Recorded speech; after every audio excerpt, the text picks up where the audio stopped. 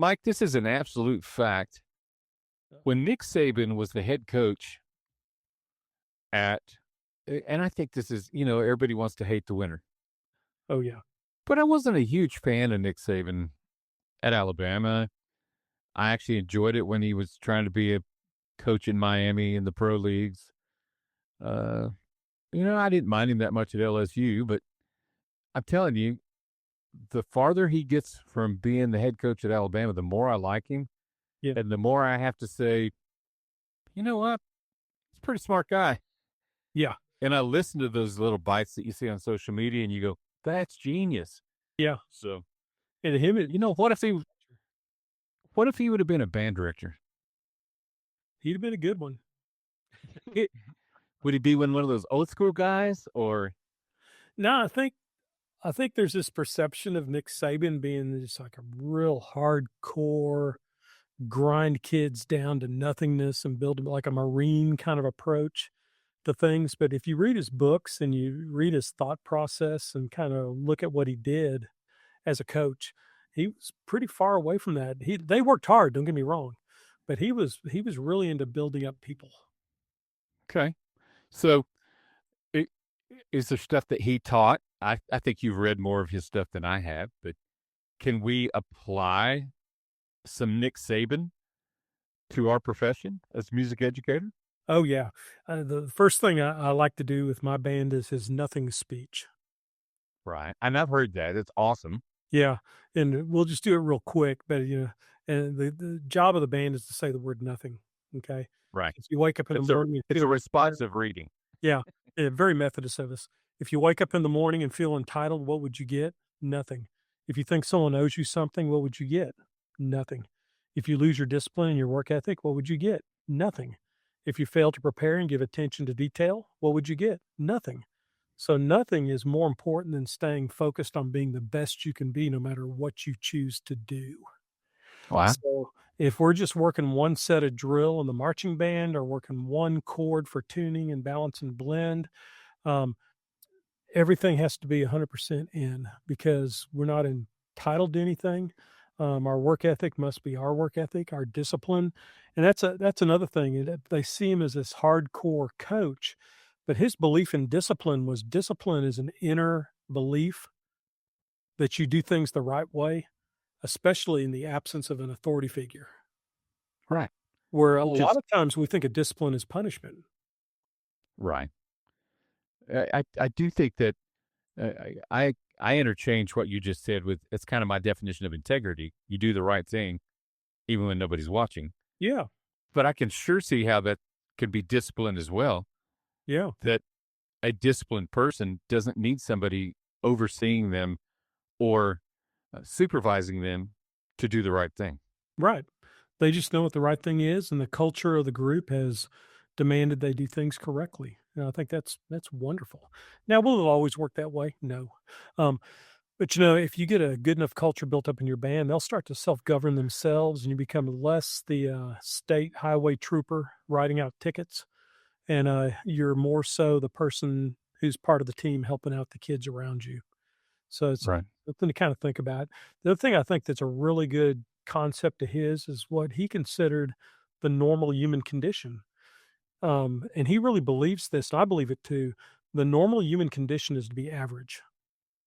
It's not to be, I 100% agree with that. I did not know that's what you were going to say, yeah, but yeah, that's the normal human condition. It's the human condition to survive. Can we just get along? I'll be excited to be average. And that's why, when a student makes an A on the midterm, and then he'll miss 2 weeks of class in college or doesn't go and try because he knows if he gets a C on the next test, he'll still have a B average, and he's okay with that. Everyone actually, in one way or another, they think that way. If yeah, we have to be really honest with ourselves, that's actually normal. When you get a student who is that way, don't think that something's wrong with them.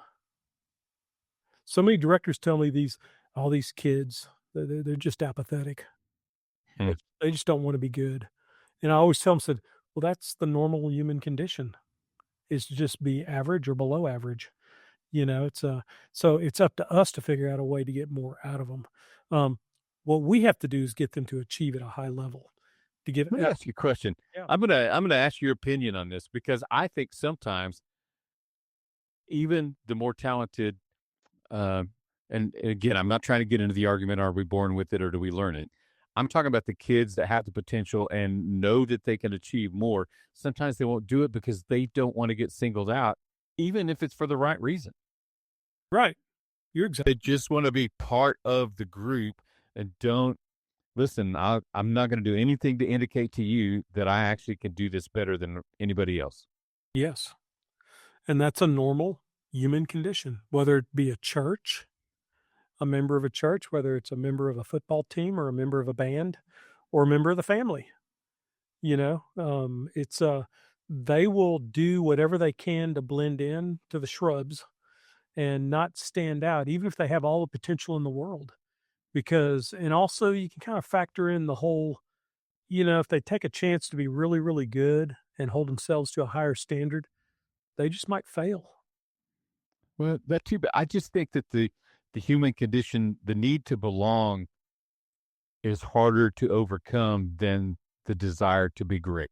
Yes, I would agree with that 100%. So, And we as directors, we have to recognize that those traits are absolutely normal. It's not a bad kid. Now, a bad kid would be one who causes massive discipline problems yeah, and disruption. Yeah, disruption, and yeah, and they're showing bad behavior. I don't know if we'd go as far as say a bad kid, but if they do it enough times, you'd categorize them as a bad kid. But we're just talking about just the band in general. That's probably the most mm. common complaint I hear from band directors. My band is just so apathetic. They just don't work hard. That's kind of on us. Right. Or if it's I not agree with all. us, we probably need to find a different job, go to a different school. If the whole community has that belief system, then maybe, you know, go somewhere different.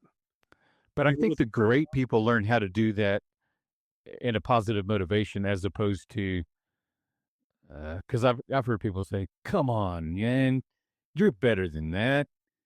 And again, it's back throwing it back on them and making them the bad person instead of us going, "I know they're better than that. How can I get that? How can I get them to elevate yeah, in a positive way?" and I think in our good old Nick Saban thought process, the way you do it is the fundamental training.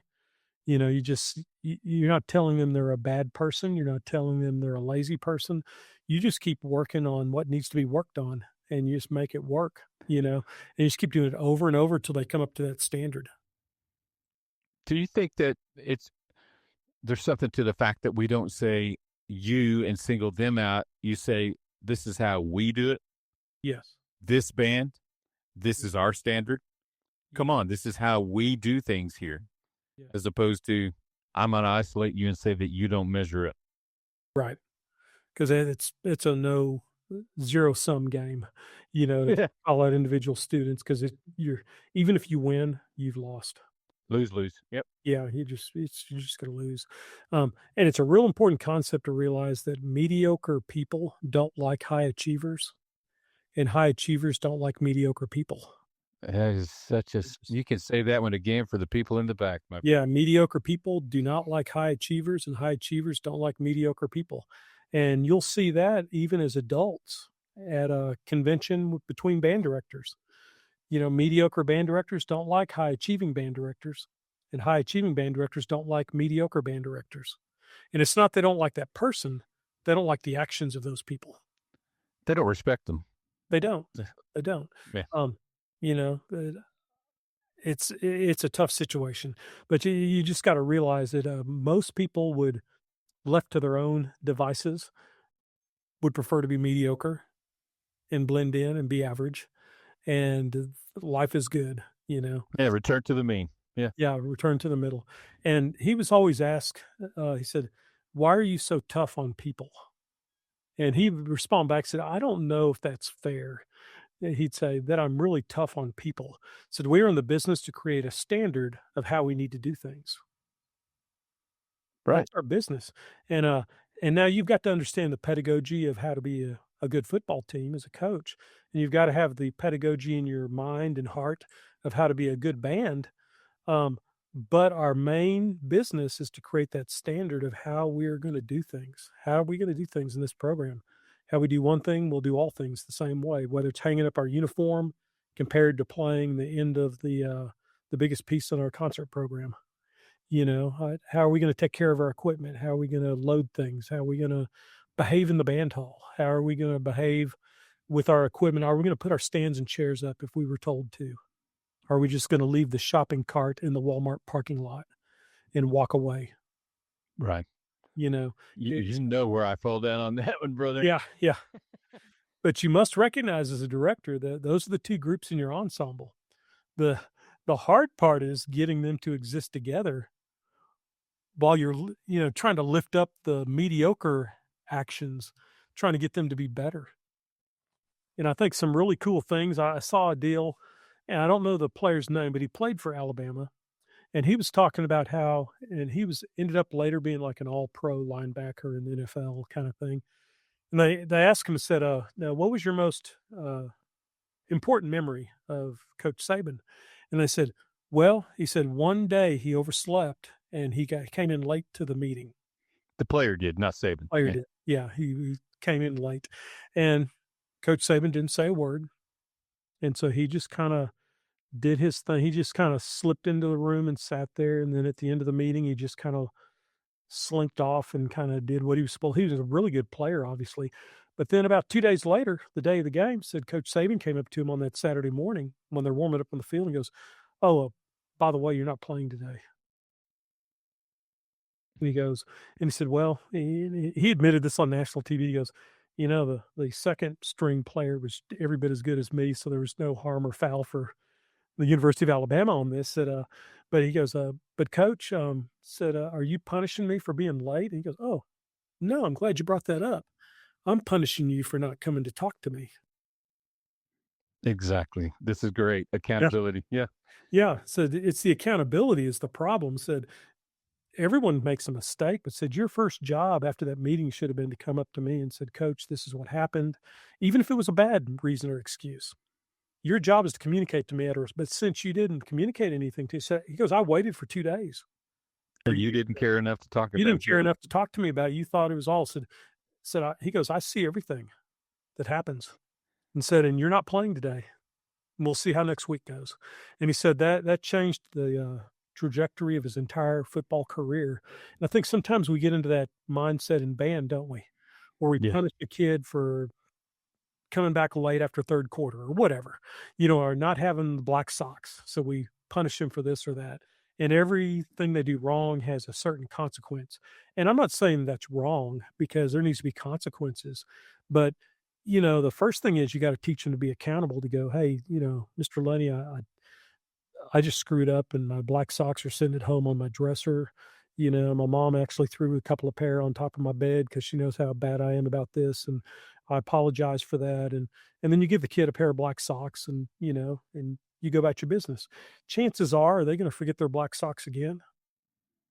Probably not. But I get it. And they also recognize the importance of they showed you that they understood the importance of what happened and that they messed up. Yeah. But take it to the next level, Derek. It's if all you do is give consequences, then every person can make a choice. If I forgot my black socks, Mr. Lunney said, you just got to stay in the stands during third quarter. The kid might go, I that's can it. deal with that. I'll do that every game now. Yeah. You know, it's like my only speeding ticket in the last 20 years was in Anson, Texas. I still slow down Okay. through Anson, Texas. I double check the speed limits. Head on a Yeah. swivel. And I knew what the consequence because I know when I speed that I'm taking that chance. If I'm going to Pecos and I put the cruise control on 85 on I-20, I know I'm taking a chance on that if I get pulled over, it's going, yeah, I was going 85. I guess I'll pay for my speeding ticket, So we will make the choice. But if you hold it up to accountability, that's a life lesson. Right. It's not, you're going to get punished by this. It's like, no, you're being punished in this regard because of your lack of accountability and lack of respect for what we're doing. I Just just, because you said that way, I think that it, I you brought up the speeding tickets. I have gotten to the point where I used to try and explain why I was speeding. I just say, "Yes, sir. I understand that I was speeding. So, Yeah, where were you headed?" Well, I'm hit and have a conversation.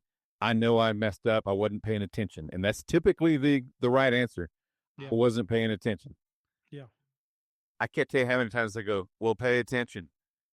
Where they won't do that when you go, "I can't believe you pulled me over." Well, because you don't know everything that's happening in a minute. There's a litany of things that people will come up with Or why they worse did. yet, when you go, "There was 5 people that passed me, why don't you go get those Right. criminals?"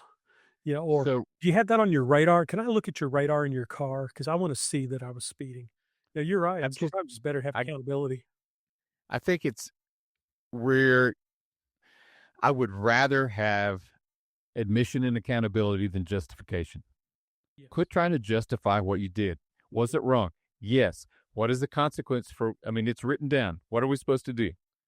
My kids hated that. I had a kid tell me one time, one of my kids, personal, my son, can we skip the psychology and just get to the corporal punishment? yeah. Can you just whip me and get it over with? I made my choice, just give it to me. I don't wanna listen to No, you. sir. Yeah. I want to make sure you understand the rule that was broken, blah, blah, blah. Anyway, And it I'm kinda goes kind of, back kinda going back into the idea of the mediocre kind of thing, one concept he preaches over and over and over again is, in quotes, "Doing difficult creates natural separation." If you want things to be easy, you're in the wrong place. You know, right. you want things to be hard to accomplish, and if you're not willing to do the difficult, then it'll separate within your ensemble. You can tell the kids who aren't willing to do it, and the goal is try to get as many as you can on your side, and that's a cultural thing trying to make all that work. But it's a hard deal because especially with parents and kids and their own mindset, and myself too. I always want justice for Derek, but I want mercy for Mike Lenny. Yeah. Perspective. Yeah, yeah, so, but, no, no, no, I had a reason why I did that, and I need some mercy, can help me out, help me out, and sometimes a little mercy goes a long ways. Sometimes you have to hold the you know, hold it there, hold the line, and just say, "No, this is what's happened, and, this is what the consequence is gonna be, and here we go." But I really Which love is how why when he's asked, "Why are you so tough on people?" He said, "I'm not tough on people, I'm just trying to create a standard. I'm not yelling at any I'm not screaming at people. I'm not that's what I was trying to hitting say. anybody. I'm not belittling any players." In his story, he didn't say, I ripped him a new one. Mhm. He said, very matter of factly, I said, well, you didn't come talk to me. "Yeah, you didn't come talk to me, so you're not playing today." Eh, And I also, for agreement with you, without difficult, there's no better. Yeah, it has to be difficult, it has to be difficult. And, another concept that I really love that he teaches, being transactional as a leader. People talk about how you lose focus in a team when things begin to go sideways, or in a band program when you have, 4 or 5 really bad rehearsals, then a bad performance, but you have a greater chance of losing your band when you're transactional as a leader, when you make everything about winning or losing, when you Yeah. pat a student on the back when they do well, but when you lose, you are too harsh. You didn't get to use it as a teaching moment. Negative moments without teaching, it kills morale. Yeah. That's great. It just has to be approached in that manner. If it, to be just totally honest, it's like I've had that happen. And it's like you just tell the band, said, "Okay, we've had 3 really bad rehearsals in a row. So tonight at the football game, it's probably not going to be a really good halftime performance. But you know what? That's okay. Yeah. We'll hit it We're again gonna next week. Yeah, we're gonna change this and do this a different way." And even ask the band, said, "What are some things we could do better?" And they'll be honest. I'll go, "Well, we could probably do a better job of shutting up on the practice field, and we could listen, and a few of us could learn our parts a little bit better. We could pay closer attention to exactly what we're doing next and where the stopping point is." They'll tell you everything that you wanna tell them. Let them say it. Let Yeah. them say it. Even a freshman can go, "Yeah, I think we just need to shut up on the practice field." So we d well, when everything's said and done, a lot more is said than done. That's Yeah. that's a Lou And Holtz quote.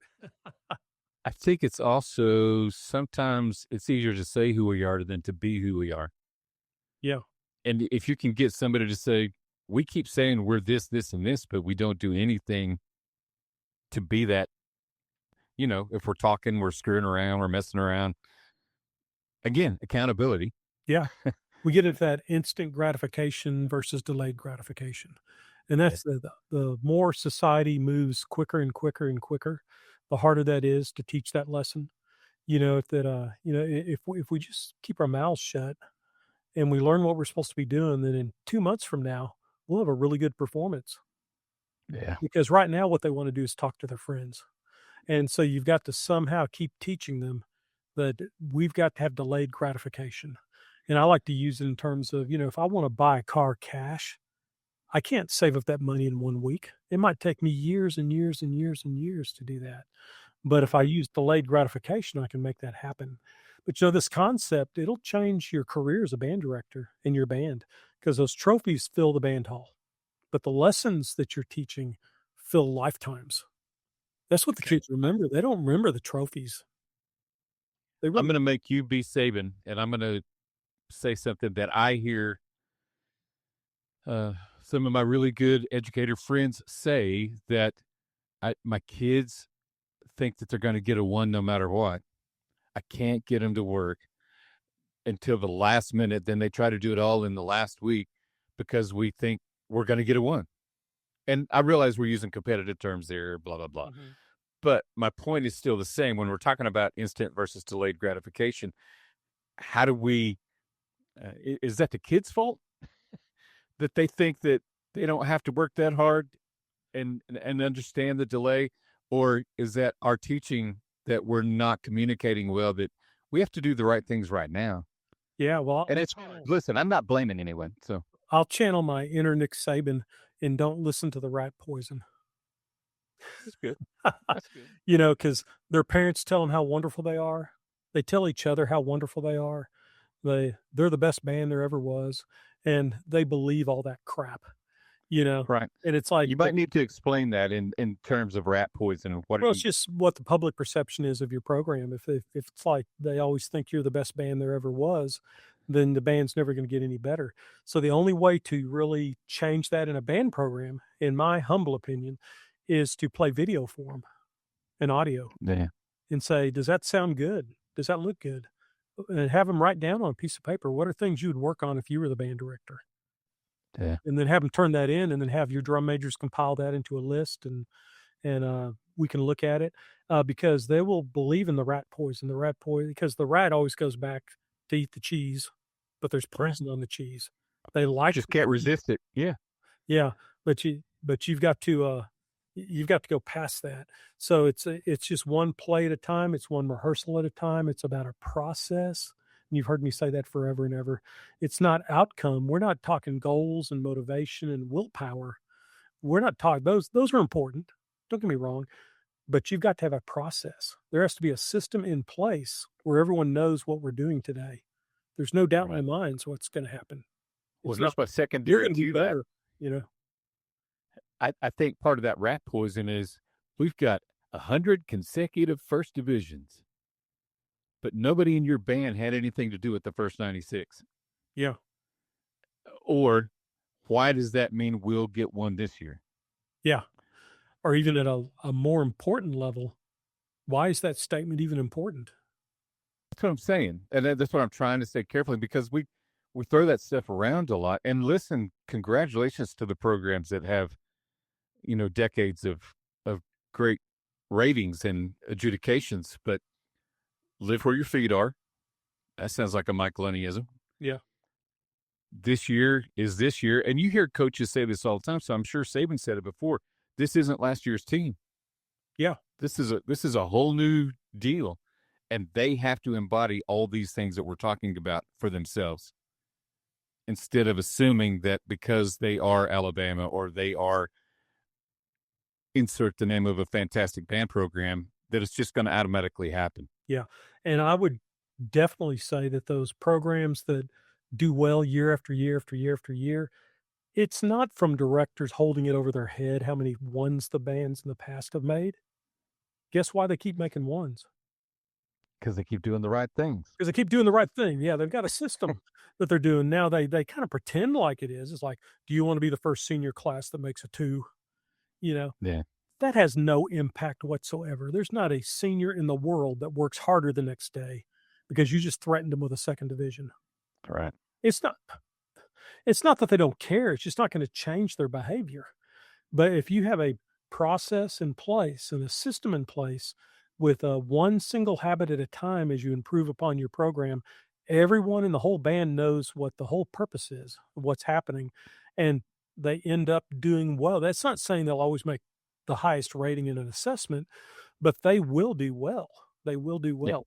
But threatening them with we've had 100 first divisions in a row and blah blah blah.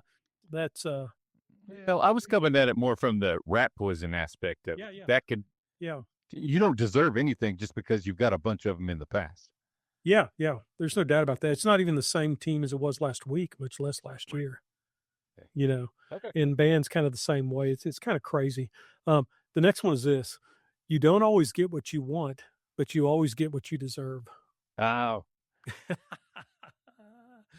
I needed my steel toes for that one. Yeah, and if I've said this to if one of my listeners out there, I've done a clinic and I've said this at the end of their clinic, they know that it was done on purpose, but I always say, um, "It's been interesting working your band this Oh, afternoon. wow. I hope you get what you deserve at contest." Mike. And what's funny is that the band if I say that to the band, they don't get it. Right. They think that I'm wishing a first division on them. Right. You're complimenting. Yeah. Yeah, "I hope you get what you deserve at contest." And I get in my car and drive away going, "Man, that was a terrible rehearsal." And just no rehearsal etiquette whatsoever, no control over what's happening. Nothing happened correct during the last 2 hours. So I really do hope they get what they deserve, because the worst thing that can happen to a band is to get the highest rating in an assessment with a pitifully poor rehearsal technique. Because guess what they do next year? They rehearse even worse Yeah. because they've already, hey, look at the rat poison, so Right. don't believe it, don't believe it. But I always like that. That's a Nick Saban quote. You don't always get what you want, but you always get what you deserve. You know, you got to keep it the grind. I mean, the grind doesn't give any mercy. The Right. grind, you get exactly out of what you work at. What's the t-shirt say? The grind doesn't care. Yeah, the grind doesn't care. Doesn't care if you feel sick. The grind You either doesn't put it care. in or you didn't. Or Yeah. either you do it or you don't, and I'm not saying this in terms of let's get to state marching, let's make a one, let's go to honor band, whatever, whatever. Just to have a good band that plays Sleigh Ride at the Christmas concert is just as important an accomplishment. And I everything agree. Yeah. part of that process. It's part of that process. You know? Knowing that you put everything you had out there, Yeah. that you didn't cheat it. Yeah. Yeah. And the last thing I want to kind of go over, make sure it's the last thing. Make sure it's not. We're about to You need to see more here. into a preacher. Oh man, check that out. I'm like a Baptist preacher. I've got 3 more points to make. My last point. My last point. And I'll try to get through these quickly so we can get them into all where I'm being fun. but invest your time, don't spend it. Use your Wow, time that's kind wisely. of deep. You can go through the motions and spend your time. You can play Nintendo and you can watch Netflix and binge on, and there's times you need to do that. Don't get me Sure. wrong, but if that's your MO of every day is just spending time, you got to invest your time. And that works with time, it works with your family, and it also works with money. You've got to invest it. Don't just spend your money. It's okay to blow some of your money. You've earned it. Blow Sure. some. But you've got to invest your time, you got to invest your money. In our program, you're investing time. The difference between spending time and investing time can impact results dramatically. It's the quality of time, not the quantity. And I think at this time of that, oh gosh, who's the Indiana University coach? Signetti? Signetti. Yeah. Yeah. Do you know he has probably the shortest practices of any coach in the NCAA? I think I've heard that. Isn't that amazing? And he sends all Because we don't waste home time. at 5 o'clock. Said, go home and be with your family. Said, if we can't get it done by this time, it doesn't need to get done. And his team gets it done. His coaches get it done because they know that he's not going to keep them up there till 10 o'clock at night. And how many directors do we know that would, if it wasn't for the 8-hour rule, would have those kids up there every Saturday for 10 hours, Right. you know, and they would do it, wouldn't they, Derek? And, Yeah. and sometimes it's a matter of investing the right amount of time. And I carefully say that when we're talking about that, sometimes you can rehearse bad things as much as you can. If you're not rehearsing the right things, Yeah, it doesn't matter how long you rehearse. and you're right, if you're spending too much time, you end up rehearsing incorrectly. Right. There's not a focus to it. It's not a laser-like focus. Um, then another idea to think about, patience is a necessity for success, okay? Um, Kelvin Sampson, coach at University of Houston, his basketball, I believe, said the first step on the ladder to success is always failure. And so there Yep. has to be that patience of we're not going to be at 100% every day. We're not going to perform at 100% every performance. There's going to be times we're going to fail. We're going to do something really just, I mean, I hate to say it, we're going to do something stupid. And Right. so we're just not going to have a good moment. Sometimes the process of success, it takes time to develop. Our Right. society gears young people to expect immediate results and affirmation for their efforts. Tell them how good they are. Individuals will get frustrated unless you communicate how long the process takes. This is a big challenge in band. We're in the generation and they're very intelligent and they're very smart and emotionally intelligent, but they think playing Guitar Hero is playing guitar. Whoa, that was great. You know what I mean? They really I do. do know exactly. Yes. They think they play guitar. It's like, no, you see dots on a screen and you push it. No, no, no, you're not even close to playing guitar. It takes years to build a successful program, and we know this from watching over the years. Only a few weeks to destroy that program. Or say you can tear it down in 6 months. Yeah. Yeah, and the same rationale is evident in dealing with students. You can work really, really hard, and I've made that mistake. I've worked years to develop a student, and then in one moment of frustration, just erased all that trust Yeah. in one moment, you know, and, that kid would, like, quit band at the end of the year because they just don't they just don't wanna be around what's Yeah. going. So anyone can do it, but we all see that in programs where it'll be a successful program for 20 years, 2 decades, and then in 6 weeks, you see the band the next year and you're going, "Oh my gosh, What happened? what Yeah. happened to that group?" You know? And this is a hard one to do sometimes after I told you everything you're supposed to do, Derek, but you've gotta enjoy your work. Doyce Pace, through JJ Forenza, told me a quote from Doyce Pace, wonderful gentleman who's a mentor of mine. He's my Andrews band dad. Okay. But he said, "This job is too damn hard to not love it." Yeah. Isn't that the truth, though? It This is. job is too damn hard to not love it. You've chosen what you wanna you've made the decision. I mean, this is what we're doing. So I hope you enjoy it. I hope you have fun getting up and going to work. Certainly not everyone does. Okay. A survey conducted, I'm just read this, of 180,000 American workers found that 80% hated their jobs. I think I read that. 80% Yeah. hated their jobs. And not every day was I on fire and running through the band hall door screaming, "Let's make a one," or so, whatever, you know. But I can really say in the long haul, I've really enjoyed working in band programs. And I wouldn't go as far as to say, do what you enjoy and you'll never work a day in your life. I think my dad's quote was best: do what you enjoy and you probably won't make a whole lot of money. Isn't that an Air Force sergeant? He said, "Yeah, you do what you enjoy for your life, Mike, and you probably won't make a whole lot of money, but but you'll enjoy That's life." great. So there's something to be said there. But if you don't enjoy your work, change jobs. We're in a I society say now, we're past the point of where someone does the same thing their whole life. right. That's I an old say this all the movie. time. Fun counts. It might not be the highest priority in what you do. You got to know what you're good at. But typically, if you're doing something you're good at in a place you enjoy, it's fun. Yeah, Not every day, yeah. but I 'Cause you do think that fun counts. I couldn't spend the rest of my life doing something I hated just because I thought that's what I had to do. Yeah, But and there's a level of discernment between enjoying and fun. You yeah, know what I mean? Because there's days you really do have fun, but on the days you don't have fun, do you at least enjoy right. the mission? Or I You know? say it this way too. I might not have had a very good day, but I can't think of anything else I'd rather be doing. Yeah, yeah. It's So really cool. And so just a little thought to close on, a little self-care from the Michael Lunney rules or whatever. Directors 14 plus hour a day stress a job. They get home where they're solving problems. Decision fatigue is a big thing for everybody, but especially I think for band directors. When you're teaching, coaching, directing, you're so committed to it. You don't even understand what normal human beings do and how they enjoy life, how they share time, how they have deep relationships. When I retired, I worked for Academy for a while, and it was really interesting to see how like normal people work. It was really confusing to me. I mean, I go to the computer and I clock in, and then I go do my job for 8 hours, and I do my inventory with all the guns and whatever, and stock shelves, and answer questions, and then I clock out. No one called and me. it's over.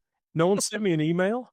No one had a problem. I didn't, and I was like, so this is how the rest of the world operates in life. So I had no earthly idea because my whole life had been doing the same thing. In my current stage of life, I can look back and see how unhealthy it was and how if I were given the chance to have a do over, you know what I mean? Uh, I would do a lot of things a lot different as far as self care. I really would, because I was just so committed to what I was doing. It was in the detriment of my, relationships and my health and my happiness from a day-to-day basis. Well, So let me ask you this. So you say that. So my question is, if you had a do-over, it doesn't mean you'd pick something different to do. You'd just change the way you did it. exactly, exactly. There'd be one less marching invitational I went to. There'd be one more way I'd compartmentalize the communications to where I wasn't answering a call on Sunday afternoon when I should have been with my son playing catch in the backyard. But Right. I would go ahead and answer the phone because if I didn't solve it then, I felt like, well, I'll just have to deal with it tomorrow. Now I look back and I Right. go, I should have just dealt with it the next day. Or I should have Right. never even answered the phone. I should have just didn't even talk to the parent. Who It'll cares? be there tomorrow. Yeah, and if I ignore them long enough, they'll go away. Yeah. So you don't have to. Your job is not to solve every problem in your program. I thought it was, and so I would Yeah. do a lot of things a whole lot different. Right now, my life is so much slower, and my mental state is so much healthier, and I'm so much more patient in all that I do. Yeah. It's and it's not just the fact that I retired, it's because I kind of have looked at how I did things in the past and translated how I wanna do it now and what I wanna do in the future. But if I had a do-over, I would do the same job. I would, uh, but I'd probably do things different. I'd do things different. That's awesome. So my goal for those directors out there, think about it right now. What are some things you do that cause damage to your relationships and cause damage in your happiness in your life? And what are things you can change? Sometimes it's okay to say no. The band wants to do indoor winds? No. Yeah. They want to do indoor percussion? We're a 2A school. No. We're not gonna do indoor percussion because 'cause I'm the only director, and Right. so I can't do that. It's okay to say no. Right. And I wouldn't try to change anything you just said, but I would, from my personality, say that uh, no doesn't make you a bad person either. Yeah. It You might be looking out for the kids more that way. You might be. It's not. Don't take everything so personally. I guess that's what I'm trying to Yeah. say. Not everything is a personal reflection of you. And I tell you what It's too, Derek, that, a good hack for those band directors out there, Yep. you don't have to discuss why you said no. No is a complete sentence. A complete thought. It's a complete sentence. Because if you get into a discussion, then it gets into feelings and you're letting people down and the kids were expecting this and now we're not no, Right. done. But Mr. Lunny, I already told the kids that we could. No. No, you should have asked me first. Exactly. No. For So, those people that work under somebody else, you should have asked them first. yeah. But If okay. if they just call us, Derek, we can solve every Sure thing. problem in the world. It's because we're old. In the ever book, I got a since. lot. Hey. We might be old, but yeah, we're just old. But the book by Nick Saban that I would suggest every band director read, How Good Do You Want to Be? A Champion's Tips on How to Lead and Succeed. And it's not about tearing people down. It's not about working them harder. It's about how to build people up. And it's things we can use in our program. If you're on the YouTube video, this is what it looks like. There we go. Yeah, that is all in the title. I thought it was Yeah. How Good Do You Want to Be? Yeah. I guess the title's How Good Do You Want to Be? And the rest of it is a champion's tips on how to lead and succeed. And it's really a good book. It's really good. And even if you don't use it for your band directing stuff, it's an interesting book. Here's a question for our friends. Is it a pretty easy read? It's not going to take you a week and a half to 2 weeks to It's an read easy a read chapter at a because time. Mike Lunney doesn't do anything but easy reads. If it's a hard read, I put it down. You're not going to see me with War and Peace. I'll get back to that. Yeah.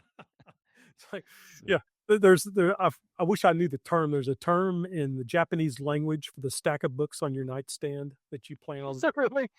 There's a word for that. It's kind of like in Ireland. Have you ever heard the term? Talk about chasing rabbits. Herkle-durkle. You know what? Somebody used that the other day. I didn't bother to stop and see what it meant, but That's if you enjoy when you wake up in the morning, laying around in the bed and not getting up out of bed immediately, but you just want to stay there for about 30, 40 lounging. Yeah. minutes, lounging in the bed. It's called herkle-durkling. We don't have a word for that.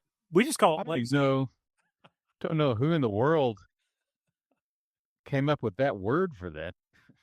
It's the Irish. I'm third generation Irish. It's the Irish. It's the Irish. It's fine though. Yeah. Irish have their own way. A little bit of Lucky Charms. Was that? Not anymore. Am I appropriating? Yeah. Lucky to the new dietary plans. Derek's new diet says no Lucky Charms. That was a You get to chew on bark and suck on chicken breast. Another visual I didn't really. Can I have another piece of bark, sir? Oh, brother, I appreciate you, and I hope that Fun. we see each other soon, my friend. We will.